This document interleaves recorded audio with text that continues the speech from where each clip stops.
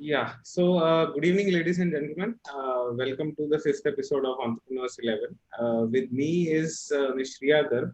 She is the co-founder and CEO of ContentNinja. Hi, Shriya, and welcome to Entrepreneurs 11. Thank you, Jayesh. Hi, I'm so excited to be here. Thanks. The pleasure is mutual.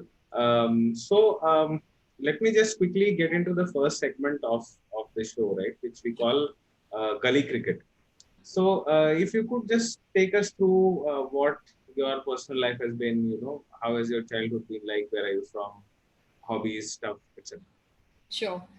I'm from this very small city called Pilkua in Uttar Pradesh, and I lived there until I was about 14 years old, and that's when we moved to Noida, again in Uttar Pradesh. But I think I was very fortunate that my father foresee that if we were to do something more significant in our lives, it would have been easier, not impossible, but easier to do it within with better schools and better education and access to a better network. So he moved us to Noida, and I think I remember like the first day I came to Noida in my new school, and it was this shiny, bright new building, and we went to this school that was in a house. It was not even a school, like. Right. So I remember like there were separate toilets for boys and girls, and that was very cool for me because we came from a very different background, and it's very difficult to now imagine the kind of place that we were in, but and I remember like my first day of school, this teacher asked me, "Where are you from?" Because I joined a little late, Right. and I couldn't answer that in English, because it was. I knew logically that that's what she had to be asking, but like first day plus intimidation of English language, and I told her that I just stayed mute, and then she guessed, and even more embarrassingly, she asked me in Hindi, and then I answered her. So that was kind of a very striking memory in my head, and it became a big reason of how I define myself. And I started reading a lot, and it became very important to learn English and be fluent in English.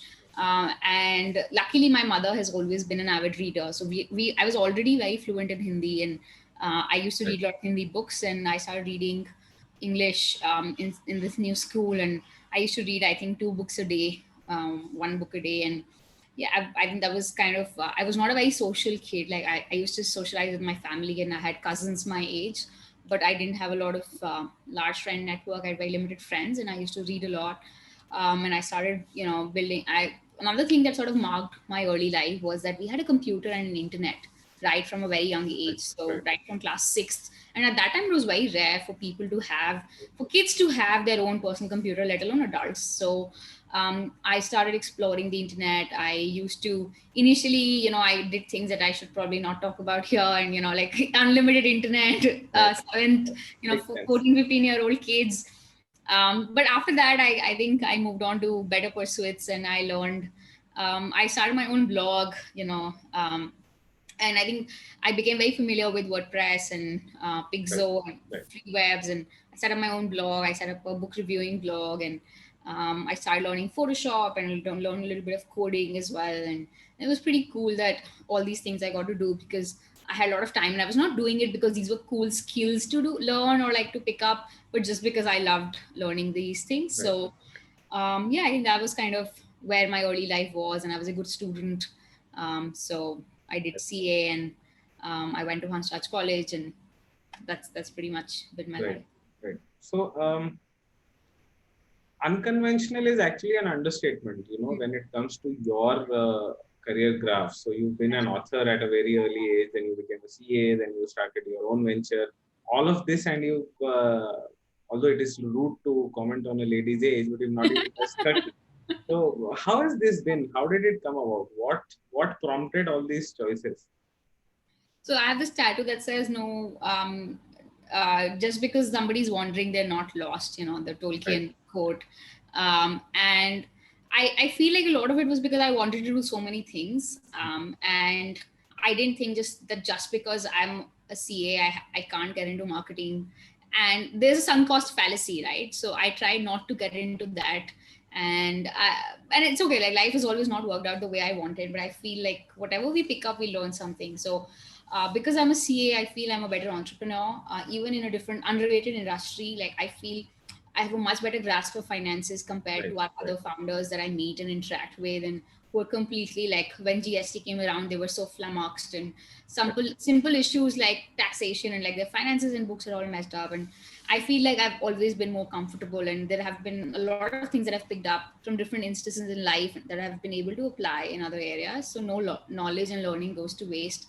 Sure. So I wrote my first book when I was 15 years old, and I used to cold email publishers. And I got a lot of rejections, obviously. And it's a very Right. bad book. Like, I can't read it anymore. Like, it's in my office, and people keep stalking it, and I don't know how it keeps coming there. I keep removing it, Right. and my partner reads it out loud from me and to tease me, because then I'm so embarrassed when he reads out loud from that book. It's like reading your Facebook statuses from class 10th, like you're Right. quoting Absolutely. Enrique Iglesias, and it's just really cheesy.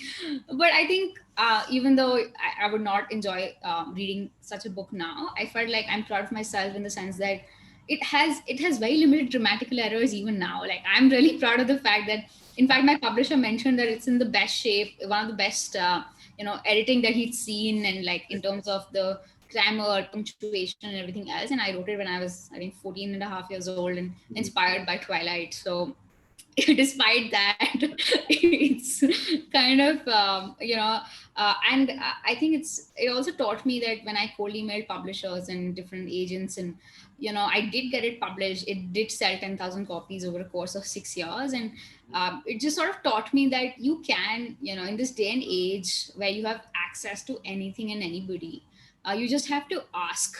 So it really did set a very good lesson that I follow for the rest of my life, that just reach out for what you believe, and just naivete, right? Like, that you Right. can do it. Like, Right. nobody told me I couldn't publish it at 14 years old.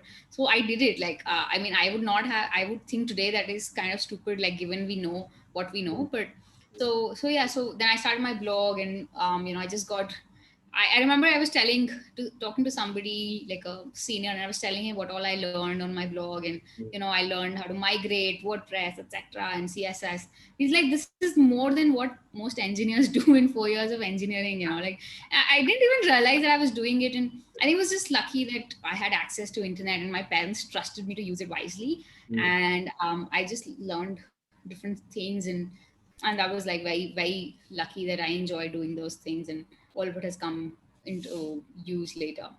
Fair. Fair. Fair. And just to embarrass you a little bit, what did you base Nana Kashyap on?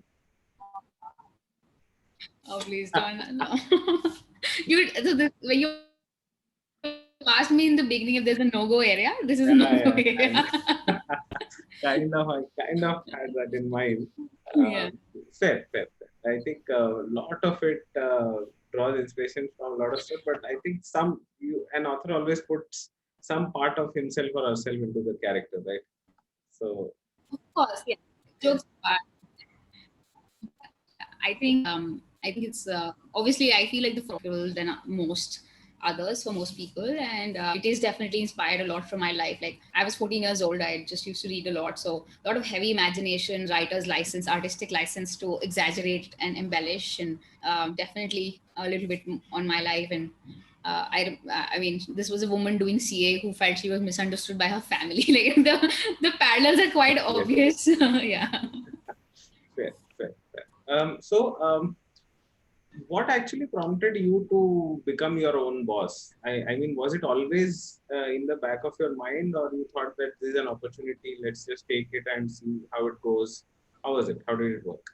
So I never saw myself as an entrepreneur, or something that I was trying to do, become an entrepreneur.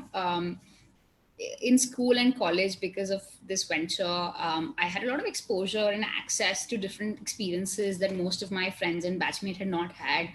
When I had my blog, so I started, just for pocket money, I started advertising. And I asked, because I knew a lot of authors, so I met authors, and I asked them to like advertise on my blog, and they would pay money for that. So this was way, way before like I knew this could be a business model, or this is how content consumption works. And it was a very informal setup. But I would meet these authors, I would interview these authors, I was in touch with different publishers. Correct. I was corresponding with marketing executives from, Barnes and Noble and from Bloomsbury and in the US offices. And they were like, we have to do book tours. So I was already doing a lot of things that I was very fortunate to have experienced. So Mm-hmm. I knew, and I attended this thing called Jagrati Yatra, which is a Right. 15-day Right. journey, train journey that takes you around the country, and you meet interesting entrepreneurs. So when the time came to continue, and I joined PwC, I was working with PwC. It had been 4 months, and I was really, honestly, very sad and very disillusioned with the work that I was doing. There's a lot of grunt work, data entry work. I just didn't feel like I was living up to my potential, or that these guys were taking advantage or utilizing my potential. And I didn't Right. feel like this was, and even I know that things would get better eventually as I sort of moved up in the ladder, but I didn't feel like this was the kind of work that I wanted to do. Correct. And I had, as a middle class family kid, you sort of don't see writing as a full-time job, or And as a job.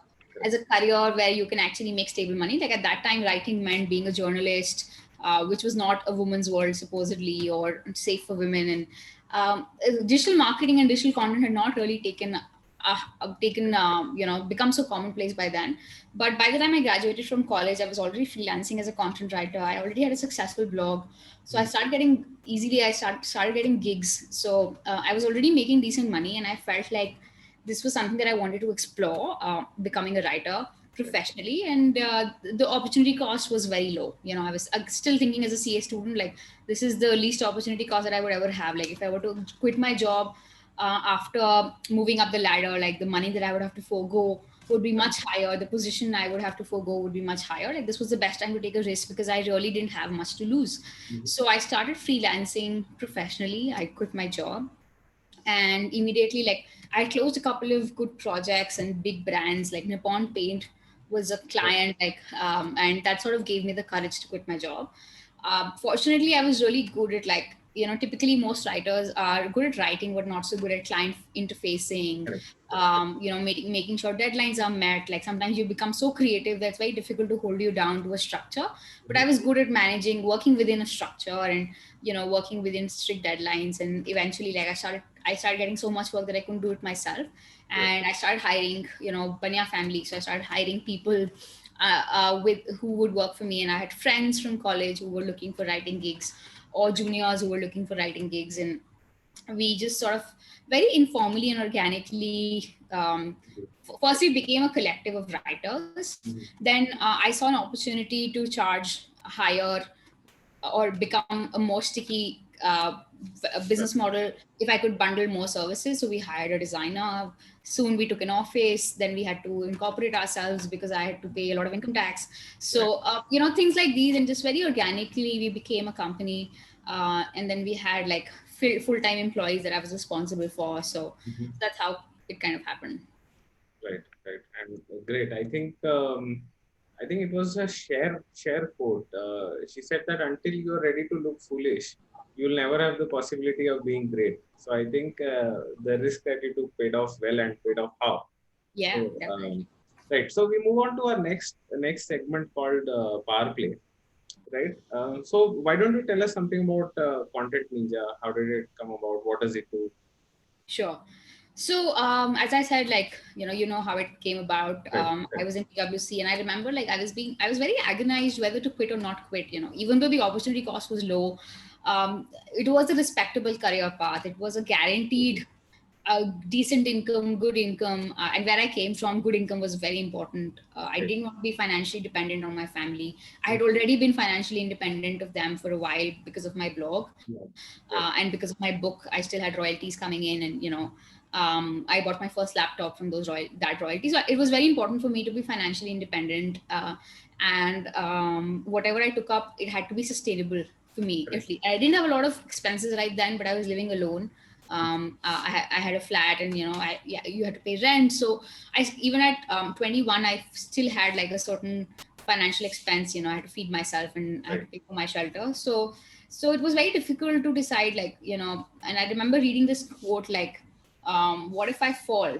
Oh, darling, but what if you fly? So I that just sort of, it was a very simple thing. I don't know why it resonated with me at that point of time so much.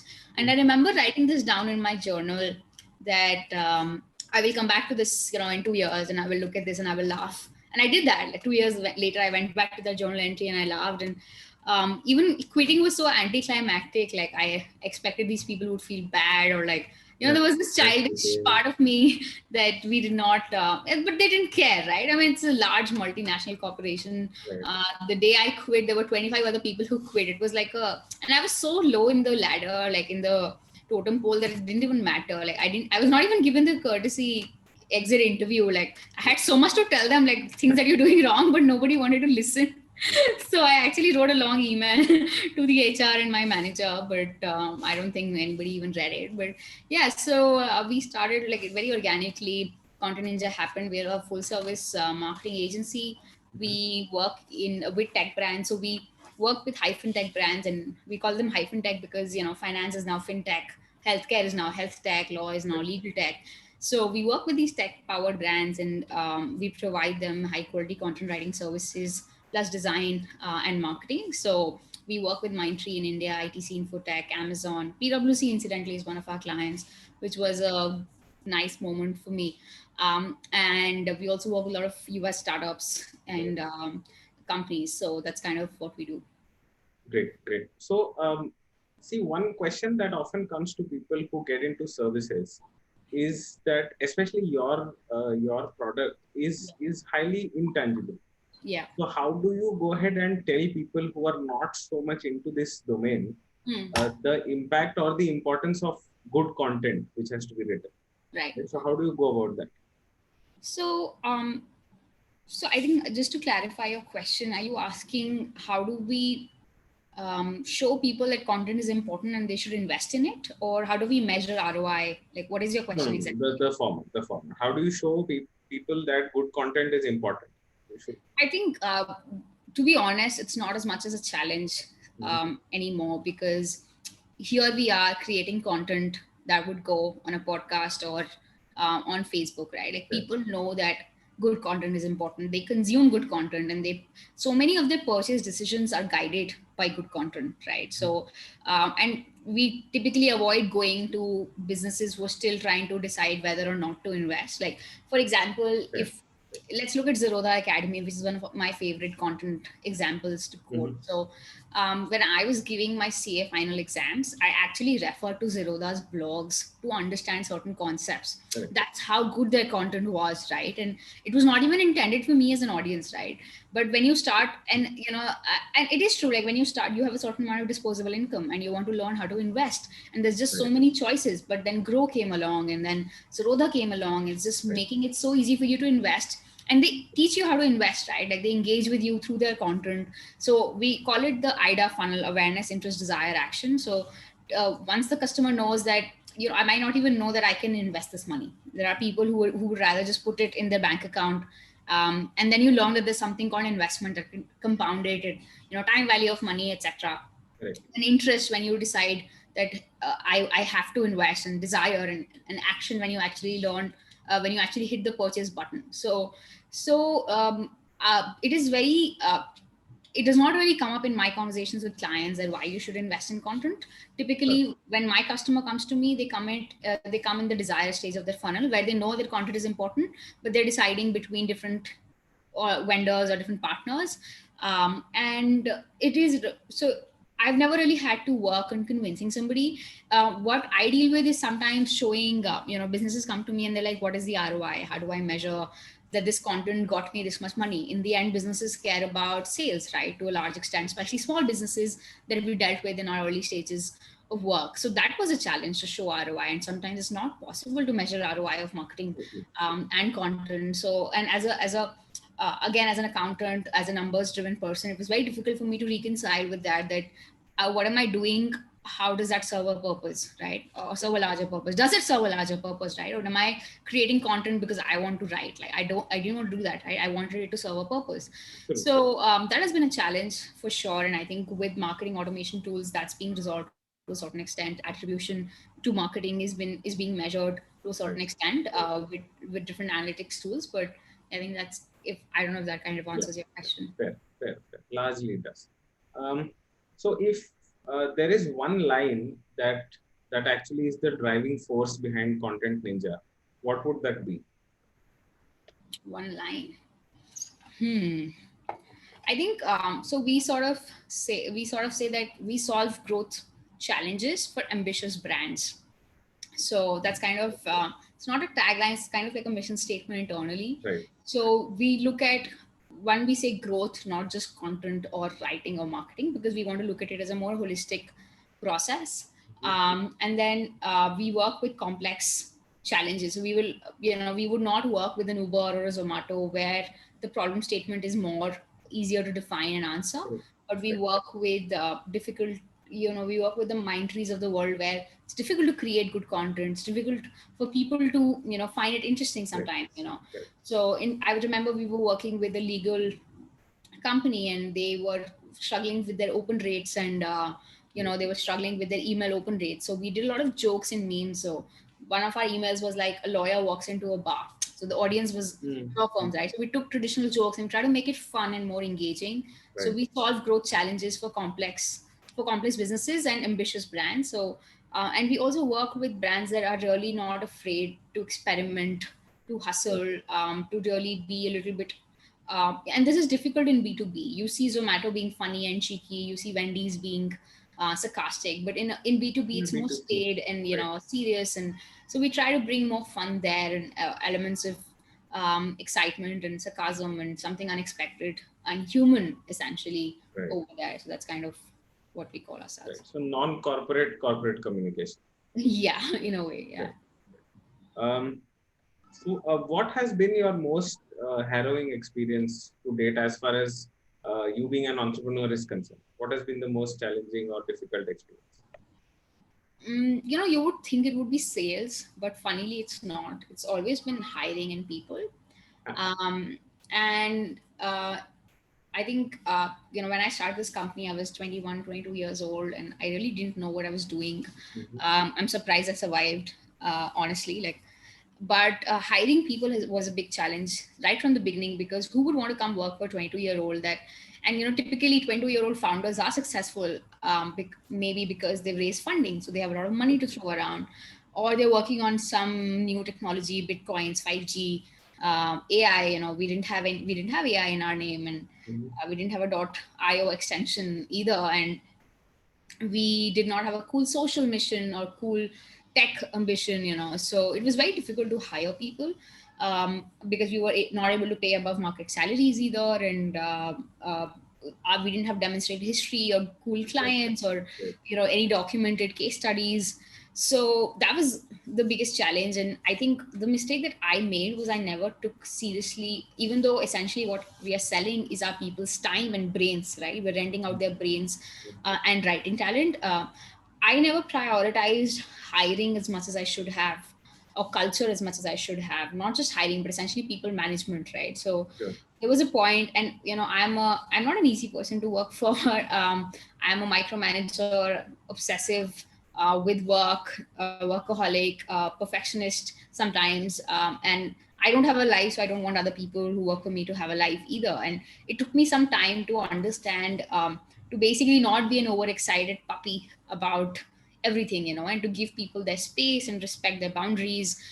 So I didn't know how to do that initially, and I would push people, and there was a lot of hustling, and obviously we paid people well and we paid them fairly, but that's kind of that's the full stop I put at the end of culture, and maybe a Diwali gift, So we did not really actively engage with our team. We did not have any formal processes in place, training programs in place, or just conversations in place, to motivate and incentivize people. Because it's not just money that incentivizes you, especially if you have somebody who's good. So there was a point in time when about 4 or 5 people quit in a span of 3 to 4 weeks, and it was not there was no animosity. It was just somebody had to move to a different city because of certain reasons. Somebody had found a better paying job and he had to take it because family and whatnot, and so certain reasons, and not always because of me, but there was a point of time, and it was very demotivating emotionally. I had all these deadlines coming up that I had to meet, and I didn't know who would do that work, and how do you hire people so quickly, and how do you hire good people so quickly when you're under the gun, but because you want to take your time ideally for the right candidate. Right, right. And that was a very, very emotionally low moment for me, personally. And there's a lot of introspection and reflection that I had to do to understand, like, how did we reach this point?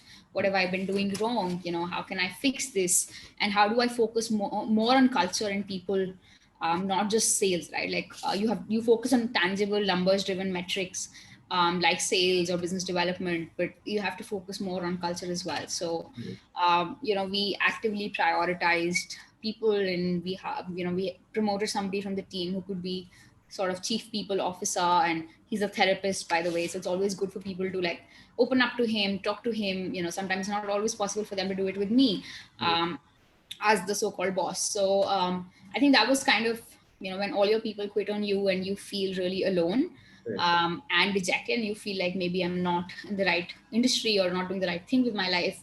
That was a very emotionally low moment for me personally. Fair, fair. So let me flip it a little bit. What has been your most exhilarating moment? What sort of vindicated everything for you? I think we closed one of our biggest deals with PwC as a client. That was kind of, it was a small moment. It was not even about the money, but it was just that I quit this company and they didn't care, and it didn't matter. And then I came back and we closed them as a customer, and we're working with some of the top people there. So just that validation, or just sitting in a boardroom, and as a 23-year-old, I would have never been permitted to be inside that boardroom. But as a marketing professional, like advising them on how they should do a certain thing, and working on a campaign with, so there was a prime minister involved, and we had to do a large marketing campaign. So just that makes a lot of difference, and I think that's kind of like makes you feel like you're doing something right with your life, and maybe taking the normal route would have been safer, but this gives you far more joy. And also just, I remember sometimes recently an employee wrote to me and said that, she was really grateful that we gave her a chance. And right from the beginning, we've been hiring remotely because we couldn't hire internally, and we had access to a wider pool of talent. So we used to work with young moms. We worked with women who had young kids, or parents who were sick and they needed like more atypical care and round the clock care. Or we had an employee whose son had cancer, and she couldn't hold down a 9 to 5 job, but she could work with us because we were flexible and we were understanding. And and I think when those people write to me and they say that we not only allowed them to earn a livelihood, but also earn a livelihood that they loved working here, and they felt that they learned a lot from me and they found me inspiring. I think that's also a very exhilarating moment whenever I get these emails. Right, right, right, right. And I think that's wonderful. Okay, fair. I have two more questions in this. One is that, so you have essentially, so for the larger audience, Content Ninja was acqui-hired by Blue Vector, right? So yeah, it's not an acqui-hire technically, but it was kind of merger, yeah. Fair, fair. So it was a merger, fair. So you have completed one full cycle, right? Yeah. From founding a startup to then doing what is the logical conclusion. How does it feel? What keeps you going now? What is that one thing that you have learned from this entire process? So, when this happened, I kind of was in a place where I was like, what do I do now? And a part of me was like, let's just take a break and take a vacation, we've sort of completed one cycle. And but I think that sort of ended very quickly. That phase of not wanting to do much ended very quickly. And we are working on a new business model within Blue Vector, where we're looking at pivoting the agency model. And I don't know if you know of Presto Labs, but essentially we want to hire creative people, train them, and then place them with US companies on an income sharing agreement model. So it happens for engineers. It does not happen so far for creative people, because, and in fact, because of COVID, it sort of became even more relevant, because everybody's working remotely. So if the person is in India or in the US, it does not matter. They can work from anywhere. So I remember, I think last month we placed 5 people in a span of 1 month, and we had retainers worth $11,000 that we closed in a month, and that was kind of a very big deal because my first $11,000 retainers, it took me 2 years, so to do that in 1 month, that was really inspiring and humbling. And I think new opportunities and what to do next, that's kind, and something new on the horizon, that's what keeps me going and keeps me excited. Right, right, fair, fair. Last question of this segment. Yeah, so I'm sure you would agree that you evolved as a, person in this entire long journey. So, what is that one thing which you are most surprised about that has changed in you as since you become an entrepreneur? That I think I've become a little bit of a people person. Like I was never, more of a one person, a lone wolf Mhm. versus a team player. And I've sort of, I've opened up, I've realized the importance of being emotionally vulnerable to Mhm. the people around me, especially to my team. And I'm somebody who's always been closed off. Right, So, just sort of admitting weakness and admitting and learning how to delegate, and also letting people try by themselves without trying to fix it for them. right. So I've become a lot more patient for sure. Mhm. I've become much more open and accepting, and also like I've realized how to pace myself. I feel like in the Mhm. beginning, you're, as I said, like an overexcited puppy who wants to do everything today, and who wants everything to happen right now. So if there is a proposal that has to be sent out, it should be sent out today versus tomorrow. Mhm. So I think that kind of you learn how to pace yourself as you grow and you Right, mature, and right. you learn to respect people's boundaries, and also how to connect with them emotionally and be vulnerable with Mhm. them if you want them to be vulnerable with you. So Right, and I think also how to go the extra mile for people. Like we want our employees to work hard for us, to work on a weekend or to work right. in the evening. But then I remember this employee came to us for a loan, and everybody told me that you should not make this a habit. What if it becomes a Mhm. standard practice? Like everybody will come to you tomorrow, and that's not how it's done. Then somebody else told me that if you don't go the extra mile for them, why do you expect them to go the extra mile for you? Absolutely. So I think that kind of opened my eyes a lot. So I've learned a lot for sure, I think, in these 4 5 years, and things that I would not have learned because I did not have a support system, in the sense I didn't have a safety net. I did not have anybody to go to and ask, what should I do here? I had to figure it out on my own. I think that really taught me a lot. So I'm kind of lucky that way. Fair, fair. Fair, great. Okay, so we move on to our next segment called Silly Point, right? Okay. Some light, fun, rapid fire stuff. Ah, Okay, so you might not want to brace yourself because it's not going to be that intense. okay. Um, yeah, so I think this is going to be a tough one for you. What is your go-to piece of literature that helps you introspect? I don't really read literature. I read books, but I read like typically trashy fiction is Mhm. my favorite kind of category. Two books that I go back to a lot. One is obviously Harry Potter. Like I have a tradition to read Harry Potter, all 7 books on Christmas, Mhm. and not all on Christmas, like over the Christmas Fair, fair. holidays. And another book that I refer to a lot is The Hard Thing About Hard Things.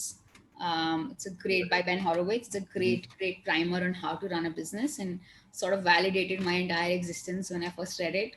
Mhm. Another book that I read a lot is Maybe You Should Talk to Someone, Mhm. by Laurie Gottlieb. It's again a great book that I discovered last year, and I've been rereading it quite a few times. So 3 books, yeah, three. Oh, I would have thought take one more chance, but I figured somewhere.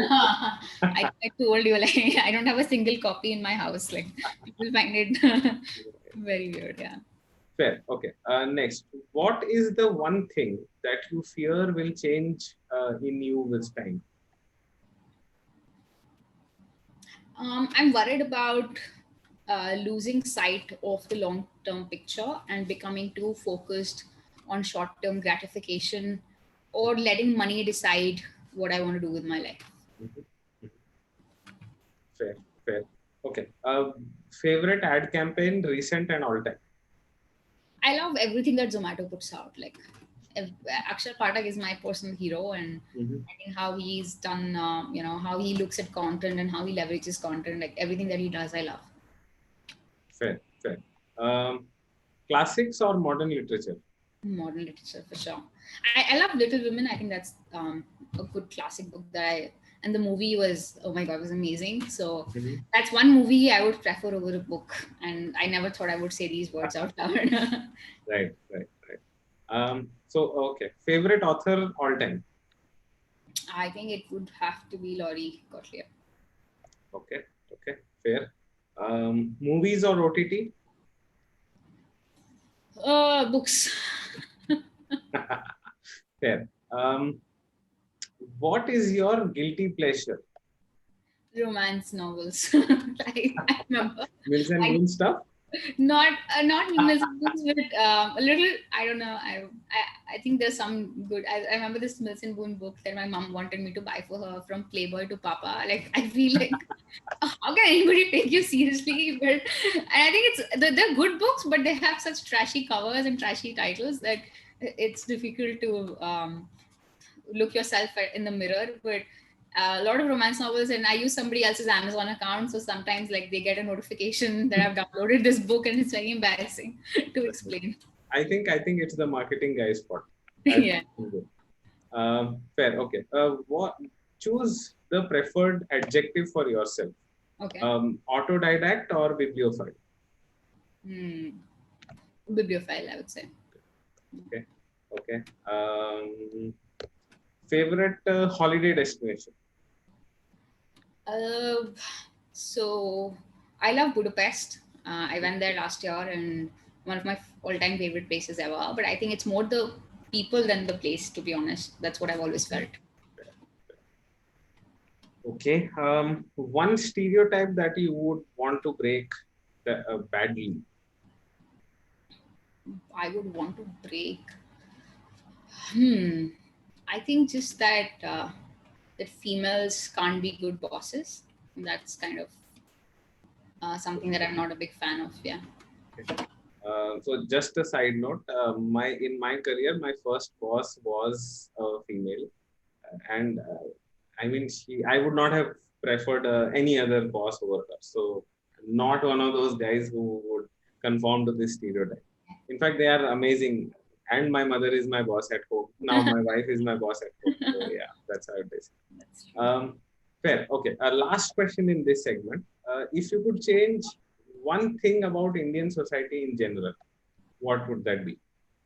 I think just less fear of failure and more open to experimenting. And I understand like where this comes from. Like our parents, especially mine, have grown up in such difficulty that for them to experiment means like no food at home, so they don't want their kids to face that ever. And I understand that comes from a place of love and of a place that they want to protect us from those harsh realities. But I feel like today we're in a, we're fortunate that we have access to so many opportunities that even if something does not work out, it does not mean like dying of starvation. And a healthy a healthy experimentation is actually very important to you. So a little bit more of that. Sure. Okay. Fair. I think you excelled in the rapid fire segment, right? It was rapid, may not have been a little full of fire, but then that's fine. Okay. So we move on to the last segment called slog overs, right? Okay. So I have 4 questions for you in this segment. First would be, what is your BHAG? What is your single most important milestone that you want to achieve? In the future? Yeah, in the future. So big, hairy, audacious goal. Okay, got it. I think I just want to have a company where everybody is happy to be working there, and everybody looks forward to Mondays, including me. And I don't have a specific, like I've realized I don't want to have a specific, I don't want to be rigid in the sense that I want to have this larger company, I want to be in this location, or I want to do, I mean, that's very clear that I want to be running a business, but everything else I've left, because the world is changing so fast that you can't be rigid about what you want to be doing. But essentially just build a large business, maybe listed on the stock exchange or acquired by Google, and just have a good, just make, have happy employees and have people who are grateful to be working there. So no plans on going back to full-time authoring? uh, I don't think I can. Like I tried during the lockdown. It's just, I think that's the thing, right? I started this business to write. Now I do everything but write. So I think, but I love this part equally, and I felt like writing was for myself. And if I had to, I can't write for clients. Like they're like, "Ye change kar do." Like the best part, they're like, "Delete kar do." I can't deal with all. It's so personal and intimate, right? Like to commercialize it, I feel like takes out all the joy. So I continue to write personally, but I don't want to write Fair, professionally. fair. I think that's fair. Yeah. Okay, so what are the two more important out of the lot skills that entrepreneurs, especially young entrepreneurs, should pick for themselves or should inculcate in themselves? There's a lot of gyan out there about what they should do, and I'm not even sure if I can sort of I'm even qualified enough to comment on that. But just like I think there was this very old story that this frog was trying to climb, and all the other frogs had failed, but this one succeeded only because he was deaf and he couldn't hear everybody else who was sort of saying that you can't do it. So that tunnel vision and that faith, I think, is like just not knowing that failure is an option. That's Fair. the one thing that has always helped me. And I think that's just, and there's so many people out there who, there's a lot of statistics out there about only 10% businesses succeed. And if you believe in all of that, if you listen to all of that, so you're never going to, you may, I don't know, but just having tunnel vision in terms of this is what I want to do, and then just excluding everything else, like I feel that's what always worked best for me. Right, right. I think the best example of this is that nobody remembers Icarus's father, but people remember Icarus, right? Yeah. He tried to fly, he flew, he died, but then he still remembered. Yeah. Fair. Okay. Second last question. Since you've done the entire cycle of a particular venture, so can you share some insights about what investors look for or what potential acquirers or merging partners look for in entrepreneurs? So, it really depends on, obviously, there are the basic hygiene, financial factors, clients, numbers, revenues, profits, debts, etc. Um, it also depends on why they're acquiring you. So sometimes the team is important, sometimes the product is important, the team is not as important. Although in my case, I also feel like the team is very, very important. Right. So I don't feel like there's a one cookie cutter answer that that people would say, but essentially just I think keep your books in order. Like I don't know how many. It's kind of obvious, but just so many people don't do that. Just the entire their messes, and GST is not paid, and like TDS is being defaulted. So small things, I think, but they instantly ruin credibility if you don't have that in place. So so many founders don't know their balance sheets well. So I think just something as basic as that, like keep a good, always your finances have to be in order before everything else. And even if you're not a finance guy or you're scared of the words equity and debt, and you can't delegate that part. I feel like you have to learn that. Sure, sure, sure, sure. Okay. One last thing I wanted to ask you. Any special advice that you would have for women entrepreneurs who are out there who are striving a lot? So, what would your piece of advice be to them? Uh, so I've always, I know that a lot of women struggle. Personally, I've been fortunate that I've never had to face any, like at home, my family is very supportive, and I think because we work in tier one cities, we work with international clients, it's never been a challenge, or I've not had a male boss who's put me down or like, harassed me. So I've been very fortunate in that regard. In fact, for me, it's been like, I felt like I've always been given more consideration as a woman. Like I remember so many times I've been included in I think there was this panel and they were like, we need a woman. So I was chosen. I was like, I don't care as long as it gets me in there. So, and I've had like older male clients scream at my partner who's male. And then, instinctively their voices soften when they talk to me because there's this, as a woman, you're considered as delicate. And yes, all of that is wrong, but I'm also very, if it serves my purpose, I'm also very, I have a tunnel vision about that.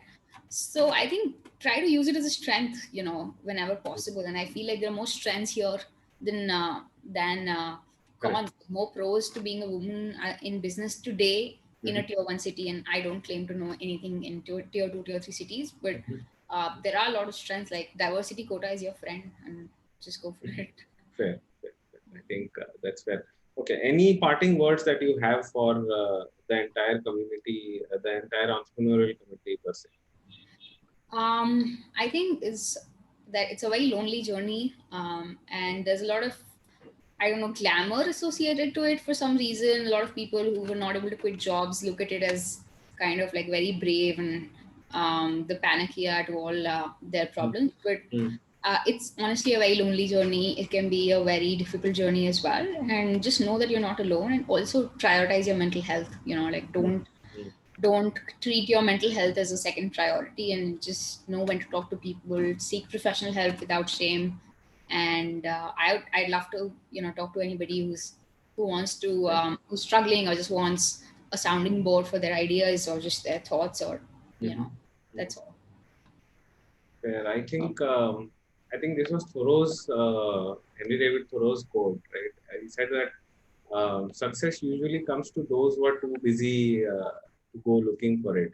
I Hmm. think that that kind of sums up what you said. So I think that's all we have for today. Thanks, Shriya. Thanks a lot for taking out time and being a part of the show. It was my pleasure, and I hope that people. I'm actually very grateful to whoever spent 1 hour listening to this or will spend 1 hour, and I'd love to hear like if there's anything that I can help with or any feedback. Love to hear that. Fair, fair. Thanks a lot. Thank you. Thank you, Jayesh.